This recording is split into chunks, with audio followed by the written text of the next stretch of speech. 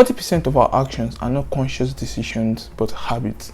Habits, they say, are a big part of our lives, and if we can get hold of our habits, we can control our lives. As we live our lives day to day, we are faced with the friction and difficulty to start up new habits that will be life-changing or get over our former habits that have decided to stick with us despite their annoying presence.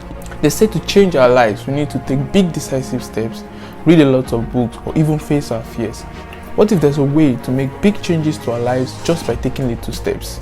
Mastering new habits can be very difficult at first, but with proper technique, it's something that can become very natural.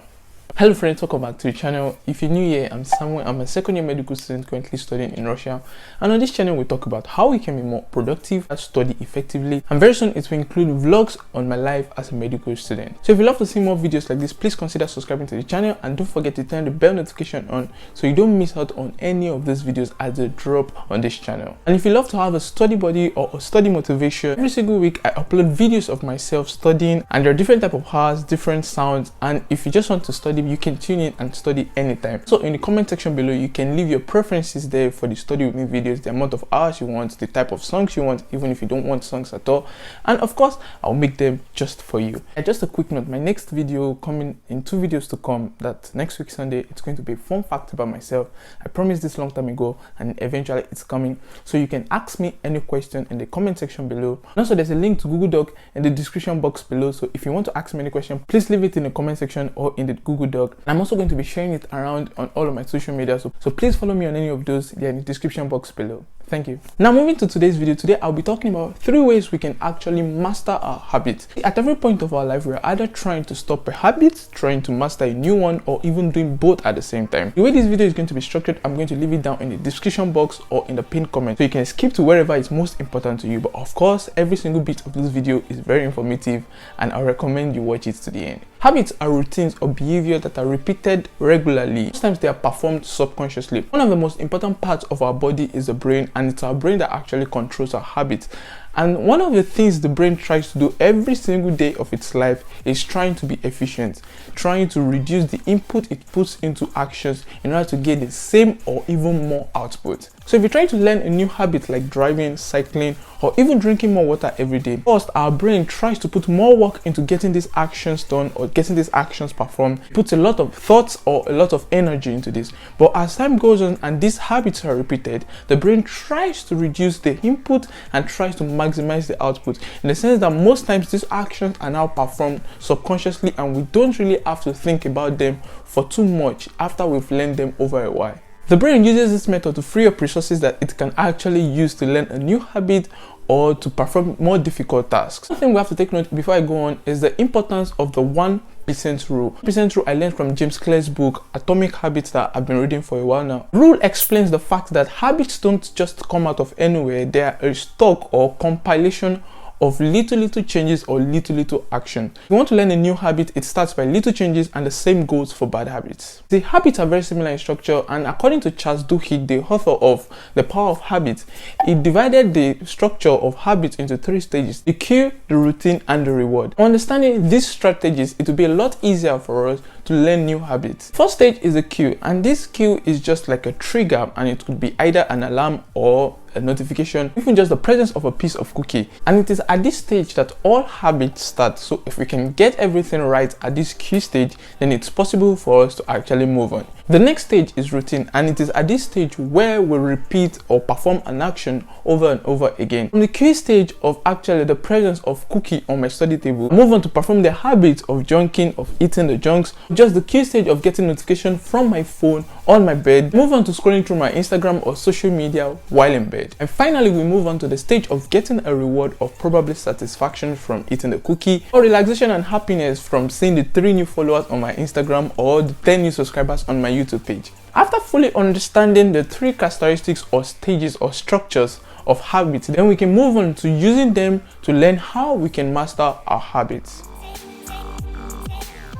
First one, or the first way to actually master a habit, is to control our environment, that is what we see or what we hear around us. This is taking control of the Q stage. If I want to stop taking junks while I'm studying or taking junks in general, rather than waiting for the willpower or the strong motivation not to eat the cookie I always place on my study table, rather replace it with a plate of fruit. Maybe I love to actually eat while I'm studying. So instead of just removing the cookie and leaving that place blank and sending triggers to my brain that there's a problem, something is not right, I'll rather replace it with something else that is good. One thing I've learned is that it's most important for us not to just drop a bad habit, but to replace the bad habit with a good habit. I want to stop scrolling through my phone while in bed before getting to sleep, rather than just dropping my phone far away from me and looking into the ceiling, doing nothing, and blaming myself for putting myself in so much agony. I could replace scrolling through the phone with a novel. So rather than scrolling through the phone, I'll be reading a novel while in bed before I sleep.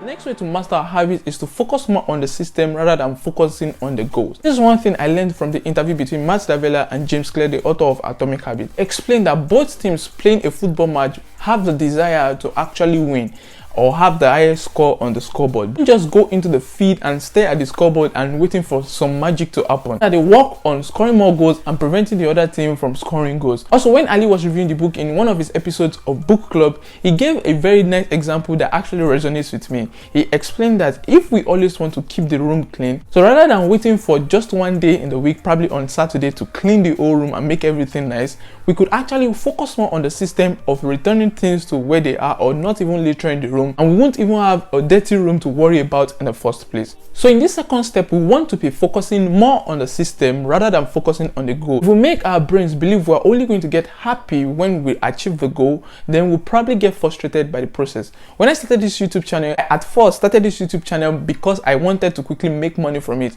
and I told my brain I was going to be very happy if I made money from this YouTube channel. Uploading my first 2 videos, we didn't actually get me up to 10 subscribers, and looking up to the goal of 1,000 subscribers, 4,000 watch hours, I was literally frustrated and I almost gave up. I even have the 1,000 subscribers but not yet monetized, but I'm so interested in the process. I already love the process of making these videos, talking to the camera, just learning when I write the scripts and sharing the tips with you guys. And so I'm not so concerned by the goal, but I'm more concerned by the process.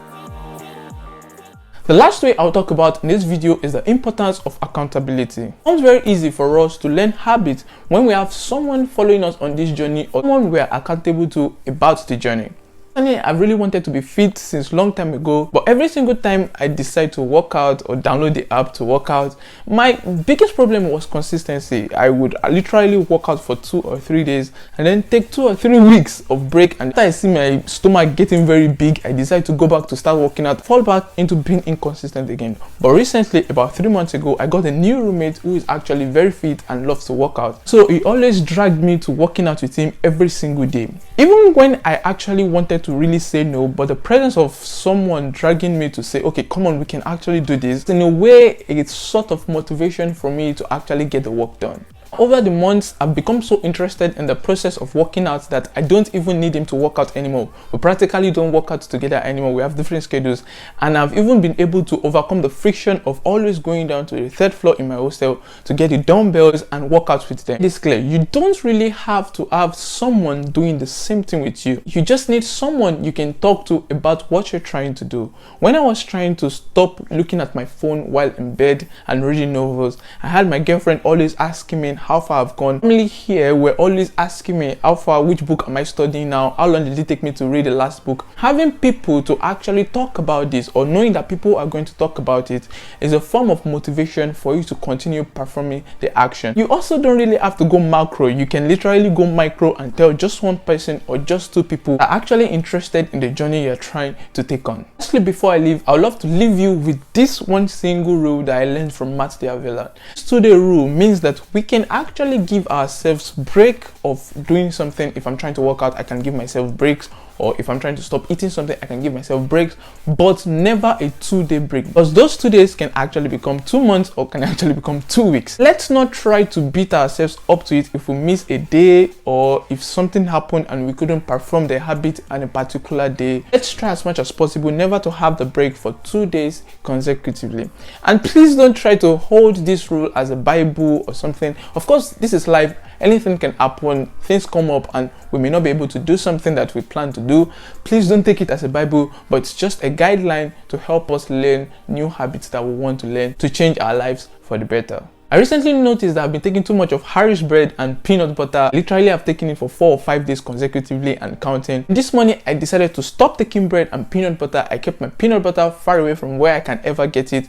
And my bread, I'm never going to buy bread again. And this is just for 2 weeks. And I'll probably update you guys on how it goes if I successfully don't take bread for 2 weeks. That's been it. Thank you guys for watching this video up until this moment. If you love the video, please give this video a thumbs up. If you've not subscribed to this channel, please do well to subscribe to the channel and don't forget to turn the bell notification on. Either ways, you can also drop in the comment section below if there's any habit you're trying to learn or trying to drop, or if there's any technique you've used to learn a new habit, or whatever you're trying to do to learn a new habit. Who knows, I could actually be someone you can be accountable to. That's been it. Thank you guys for watching and catch you guys very soon in the next one.